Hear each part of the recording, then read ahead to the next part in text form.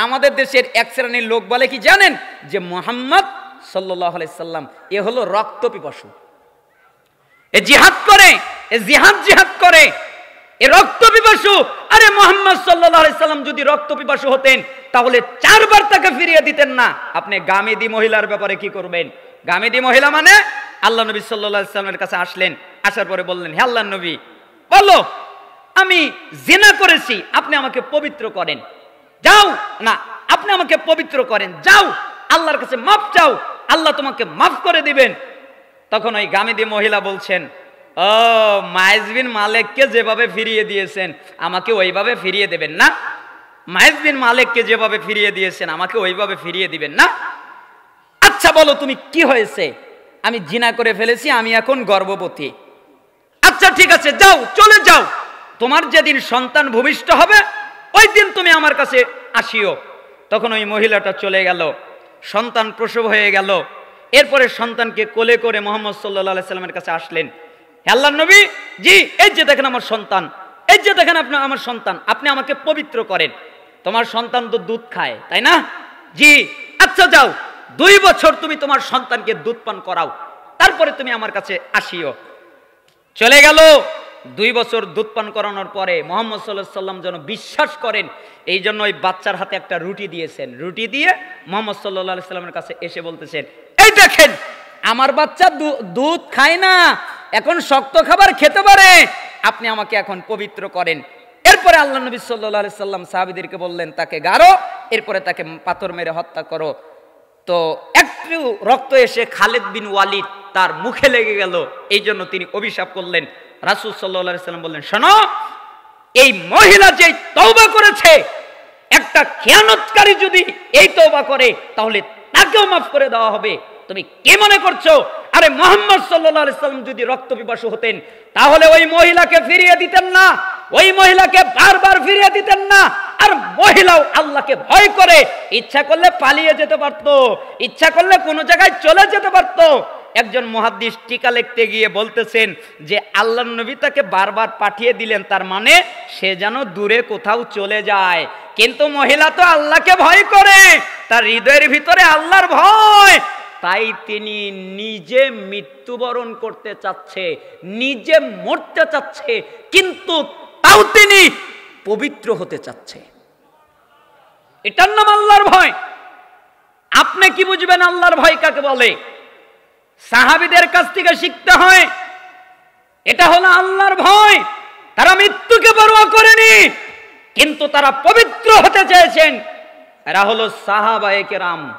অতএব আমি আপনাকে বলতেছিলাম কোরআনের আয়াত, ওই ছাত্র বলতেছিলেন, আপনি আমাকে শিখিয়েছেন আল্লাহর সামনে দাঁড়াতে ভয় করো, আমাকে আমার রবের সামনে একদিন দাঁড়াতে হবে।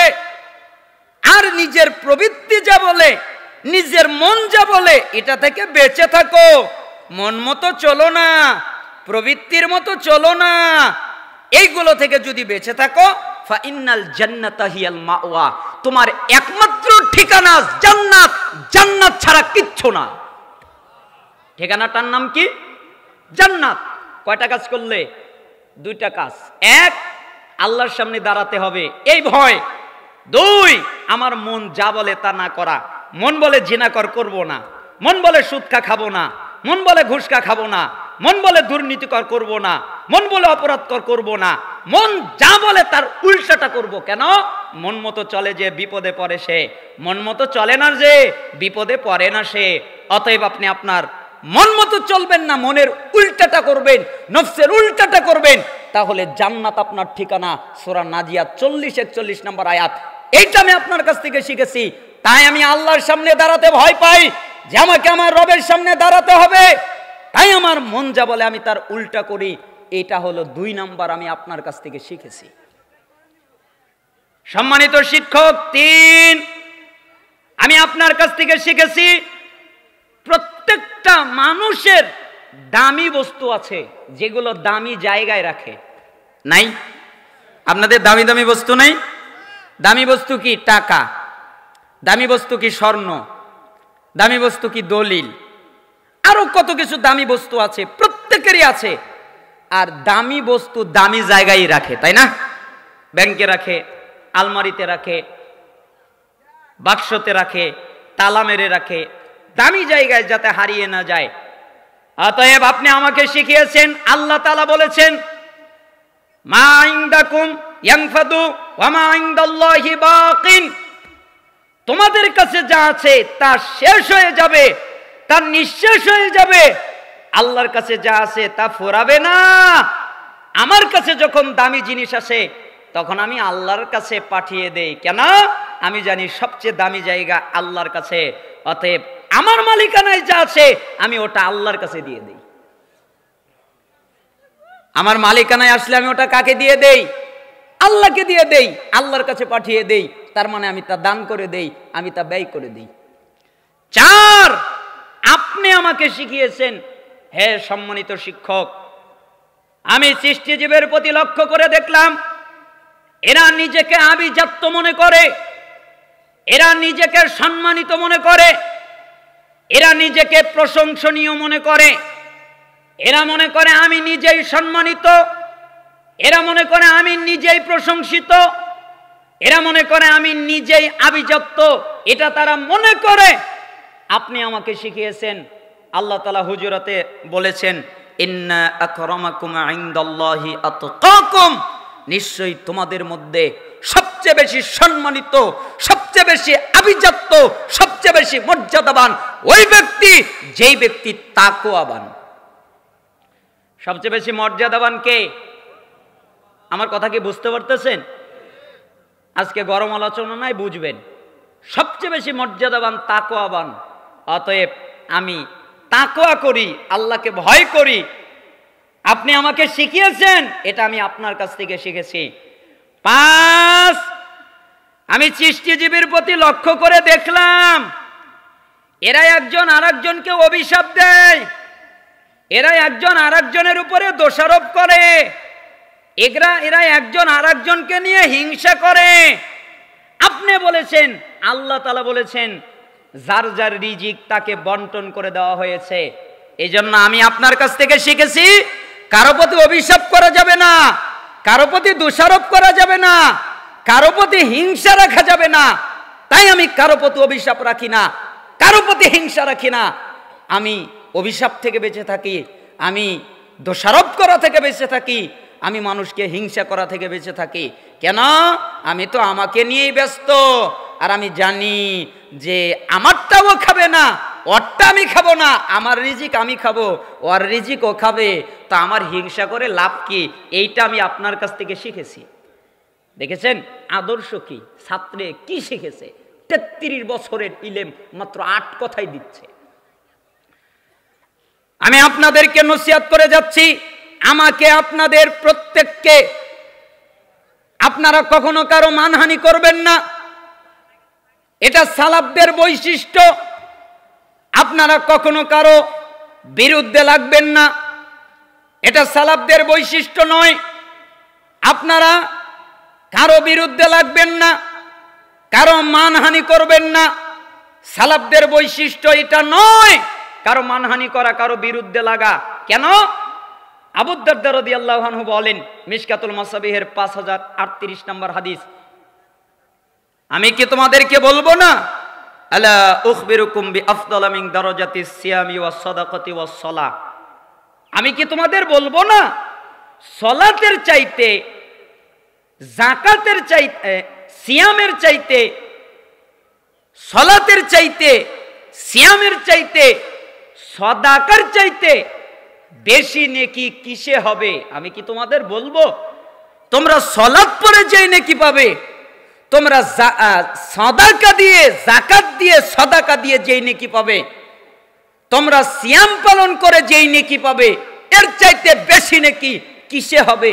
আমি কি তোমাদের বলবো না? সাহাবীরা বললেন, বালা, হ্যাঁ আপনি বলেন। তখন রাসূল সাল্লাল্লাহু আলাইহি সাল্লাম কয়েকটা কথা বললেন। 1, ইসলাহু যাতিল বাইন, দুইজনের মধ্যে মীমাংসা করে দেওয়া। যখন দেখবে দুজনের ভিতরে মারামারি লেগে গেছে, দুজনের ভিতরে গন্ডগোল লেগে গেছে, দুজনের ভিতরে শত্রুতা লেগে গেছে, তখন তোমরা দুজনকে মিল করে দেবে। ওয়াফাসাদু যাতিল বাইন, আর যেই ব্যক্তি দুজনের ভিতরে ঝগড়া লাগায়, দুজনের ভিতরে শত্রুতা লাগায়, দুজনের ভিতরে মনোমালিন্যতা লাগায়, হিয়াল হালিকা, ওরা হলো মুন্ডনকারী। মুন্ডনকারী মানে জুবাইর রাদিয়াল্লাহু আনহু এই হাদিসের ব্যাখ্যা করতেছিলেন। তিনি বলেন, রাসূল সাল্লাল্লাহু আলাইহি ওয়াসাল্লাম বলেছেন, দাব্বা ইলাইকুম দাউল উমামি ক্বাবলাকুমুল হাসাদ ওয়াল বাগদাউ হিয়াল হালিকা লা আকুলু তাহলিকুশ শার ওয়ালাকিন তাহলিকুদ দ্বীন। শোনো, বিগত উম্মতের মধ্যে যেই ব্যাধি, এই ব্যাধি তোমাদের মধ্যে বিস্তার লাভ করেছে।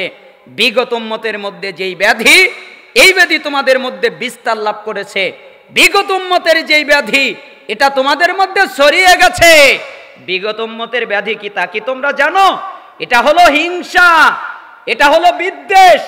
হিংসা করা, হিংসা করা, বিদ্বেষ করা, এটা হলো বিগত উম্মতের ব্যাধি।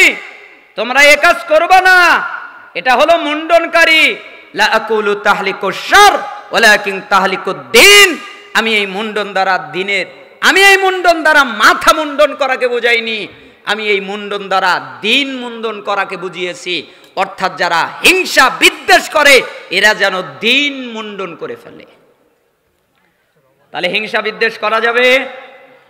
আমি আমার কথা শেষ করতেছি।